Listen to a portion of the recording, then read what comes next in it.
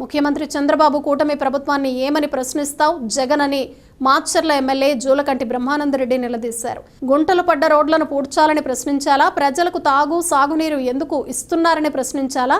గంజాయి డ్రగ్స్ ను ఎందుకు కంట్రోల్ చేస్తున్నారని ప్రశ్నించాలా? కరెంటు ఛార్జీలు పెంచనందుకు ప్రశ్నించాలా?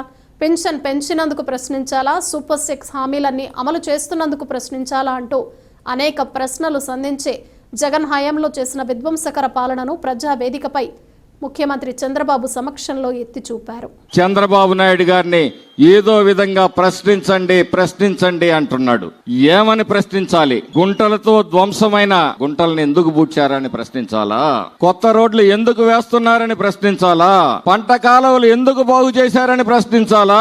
ప్రజలకు తాగునీరు ఎందుకు ఇస్తున్నావని ప్రశ్నించాలా? సాగునీరు ఎందుకు ఇస్తున్నారని ప్రశ్నించాలా?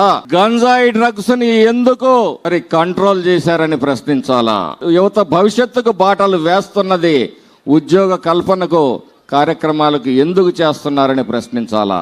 కరెంటు ఛార్జీలు పెంచనందుకు ప్రశ్నించాలా? పెన్షన్లను 3,000 నుంచి 4,000 ఇచ్చినందుకు ప్రశ్నిస్తారా?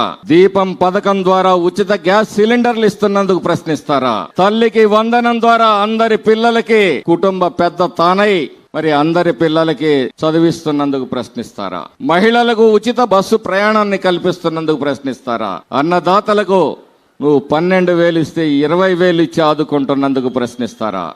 ఏమని ప్రశ్నిస్తారు? కాబట్టి సోదరులారా, మీ అందరూ కూడా వైసీపీ నాయకుల్ని మాట్లాడినప్పుడు సమాధానంగా ఇవన్నీ కూడా అడగాల్సిన బాధ్యత మీ మీద ఉంది.